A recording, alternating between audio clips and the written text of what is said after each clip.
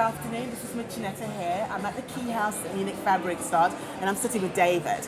And he's going to talk to us about manufacturing, which is a really kind of a big topic within fashion and sustainability even. So David, can you tell us a little bit about what you do? Yeah, sure. So I work in fashion industry as consultant and also machine developer. So we develop new machinery solutions or production technologies on the one hand side, but we also help our clients who are producers or brands to produce in a more sustainable way. So it can mean smaller minimum order quantities or being faster to market so that we can reduce production waste, or new material solutions so that we go more into a cradle to cradle or circular economy.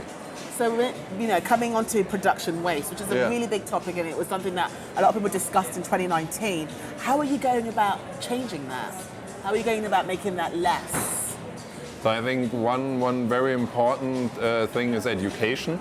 So I think a lot of our buyers today, they don't really understand how clothes are produced from basic perspective of material, so that it starts somehow with maybe a polymer or a natural fiber, and then there's yarn, and then it gets woven and we dye it, and within all these process steps I add complexity, and now I need somehow to understand what I'm doing to my fabrics so that I get a material that I can reuse or use for a longer time to utilize it more.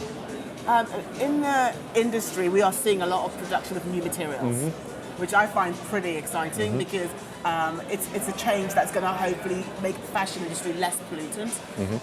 In your experience in manufacturing, do you think it's possible to manufacture these types of new materials? I'm talking about homegrown leather, I'm talking about using kind of pineapple skin and so forth. I mean, it all sounds quite kind of fantasist. Is it possible to manufacture these on a large scale, do you think? Yeah, I think yes, because I don't know, a lot of these innovations come from nature actually. Designers come and look into nature, and when we look at the flowers, for example, in front of us, most of it is based on fibers, right? So even our body is based on fibers, flowers, trees are based on fibers inside. So that's where we can then go into textile processes again and make yarns out of it and make textile.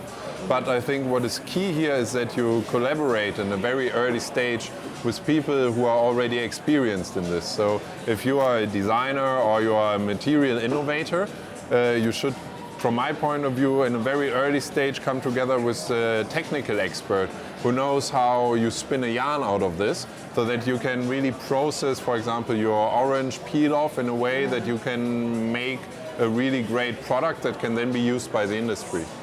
And bringing it a little bit back to AI. People always fear AI when it comes to manufacturing. Do you see it being a kind of a technology that will take jobs, as people like to always say? They're always afraid of technology. No, I think AI and also, Industry 4.0, a lot of people think, well, it will take our jobs away. I don't think so. It's just going to create new jobs. So that's, again, we will need more education because simple jobs will be taken from us maybe. So you need to have a higher education level or at least more skills for a certain job, because some jobs that are done today will maybe be replaced by AI, but this will create new opportunities so that when I understand what these machines are doing, that I need to control them, and this is then again a new economic situation. And I mean, we've seen it in history with second industrial revolution. Didn't mean that we had less jobs with automation and Ford, for example, coming in. It really meant, okay, we have a different kind of work and we need another skill set pretty much. You told me earlier before we started the interview that you worked with Adidas on a speed factory. Can you explain what a speed factory is? Yeah, sure. For those who don't know. So this was a concept of automating garment production to go down to a very small lot size, which was a key idea behind Industry 4.0 somehow at the time. So how can I use technology to automate the process and make it very flexible so that I can create your customized pair of shoe. And that's where we came in as a research institute and helped pretty much, especially on sewing technologies and knitting technologies for the upper. What are your thoughts when people are saying they're going to bring manufacturing close to home?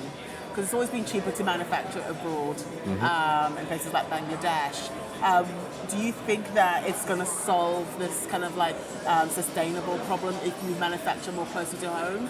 Or would you say that is just kind of wishful thinking for some brands? No, I would think we will need both, I think.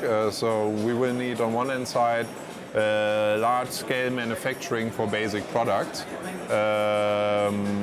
What overseas production capabilities are very able to do at the moment. But now for, I don't know, very fashionable products or products that I want to reuse, right? To recreate fashion from existing products. That's where I need production capabilities that are closer to my home markets, because that's also where my then waste pretty much is, and where I need to rework it. And it doesn't make sense to, if I have some clothes and I've worn it, to send it to Asia, let it rework there and send it back.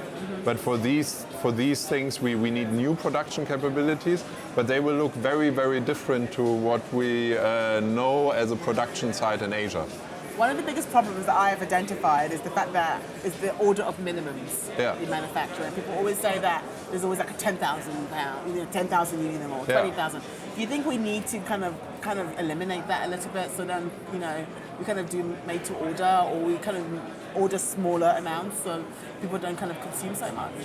Yeah, I think we need smaller orders to be faster and more flexible, which means that I can maybe easily try out a new collection and give it to retail or online and see how it sells, and then that I can reorder the ones that run very well, that I can sell well. But it doesn't mean that my total amount of clothes is actually being reduced. It just means that I gain in flexibility and create less waste, so more meaningful products. Do you think it's possible to be flexible like that for the manufacturing industry? I think yes. I think we need some changes there. So especially on CMT factories, so cut manufacturing, so units that cut and sew. They need to be more flexible. They need a little bit different logistics system inside, different setup, different skill set. We need digital help. So bring information, relevant information at the right time to the right people. Yes. And then it's possible, yes. So you've given me hope about the manufacturing industry. I think... I'm always taking it with a grain of salt. Thank you so much for coming and talking to us at the Keyhouse. Thanks. Thank you. Thanks.